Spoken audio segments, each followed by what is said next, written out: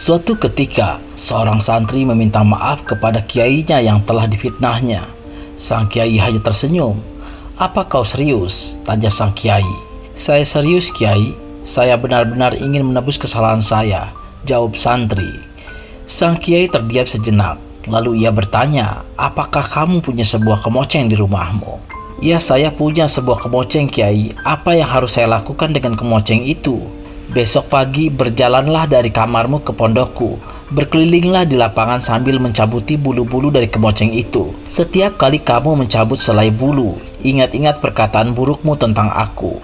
Lalu jatuhkan di jalanan yang kamu lalui, kamu akan belajar sesuatu darinya."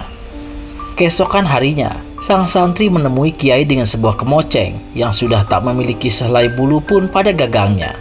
Ia segera menyerahkan gagang kemoceng itu pada sang kiai. "Ini kiai, bulu-bulu kemoceng ini sudah saya jatuhkan satu persatu di sepanjang perjalanan. Saya berjalan lebih dari 5 km dari rumah saya ke pondok ini. Saya mengingat semua perkataan buruk saya tentang kiai.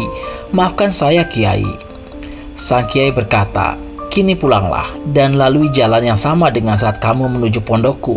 Di sepanjang jalan kepulanganmu, pungutlah kembali bulu-bulu kemoceng yang tadi kau cabuti satu persatu.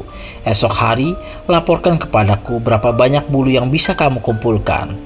Meski tak mengerti dengan maksud Pak Kiai, santri tersebut menyetujuinya. Sepanjang perjalanan pulang, sang santri berusaha menemukan bulu-bulu kemoceng yang tadi dilepaskan di sepanjang jalan. Hari yang terik, perjalanan yang melelahkan, betapa sulit menemukan bulu-bulu itu. Bulu-bulu kemoceng itu tentu saja telah tertiup angin atau menempel di bangunan-bangunan pesantren ini, atau tersapu ke tempat yang kini tak mungkin ia ketahui. Sang santri terus berjalan. Hanya ada 5 helai bulu kemoceng yang berhasil ditemukan di sepanjang perjalanan. Hari berikutnya, sang santri menemui sang kiai dengan wajah yang murung sambil menyodorkan 5 helai bulu ke hadapan sang kiai. "Kiai, saya mohon maaf, hanya ini yang berhasil saya temukan." "Kini kamu telah belajar sesuatu," kata sang kiai. "Apa yang telah saya pelajari, kiai?" tanya santri itu. "Tentang fitnah-fitnah itu," jawab sang kiai. "Bulu-bulu yang kamu cabuti dan kamu jatuhkan sepanjang perjalanan adalah fitnah-fitnah yang kamu sebarkan. Meskipun kamu benar-benar menyesali perbuatanmu dan berusaha memperbaikinya, fitnah-fitnah itu telah menjadi bulu-bulu yang berterbangan entah kemana. Bulu-bulu itu adalah kata-katamu yang akan terus diceritakan orang ke orang lain berikutnya. Kata-kata itu akan pergi kemana saja, ke berbagai tempat yang tak mungkin bisa kamu duga-duga, ke berbagai wilayah yang tak mungkin bisa kamu hitung. Bayangkan, salah satu dari fitnah-fitnah itu suatu saat kembali pada dirimu sendiri. Barangkali kamu akan berusaha meluruskannya, karena kamu benar-benar merasa bersalah telah menyakiti orang lain dengan kata-katamu itu. Barangkali kamu tak ingin mendengarnya lagi, tetapi kamu tak bisa menghentikan semua itu. Kata-katamu yang telah terlanjur tersebar dan terus disebarkan di luar kendalimu. Tak bisa kamu bungkus lagi dalam sebuah kotak besi untuk kamu kubur dalam-dalam, sehingga tak ada orang lain lagi yang mendengarnya. Angin waktu telah mengabadikannya. Fitnah-fitnah itu telah menjadi dosa yang terus beranak pinak.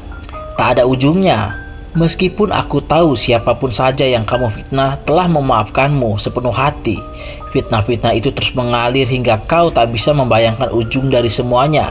Bahkan meskipun kau telah meninggal dunia, fitnah-fitnah itu terus hidup karena angin waktu telah membuatnya abadi. Maka kamu tak bisa menghitung lagi berapa banyak fitnah-fitnah itu telah memberatkan timbangan keburukanmu kelak. Itulah kenapa fitnah itu lebih kejam daripada pembunuhan. Sang santri terhenyak. Ia baru saja menyadari betapa mengerikannya fitnah. Saudaraku, kisah ini semoga menginspirasi kita agar senantiasa menjaga ucapan dan tidak terjebak dalam dosa fitnah. Bahkan di zaman sekarang ini, fitnah lebih cepat menyebar dan tidak terkendali saat muncul di media sosial. Maka berhati-hatilah dengan itu semua.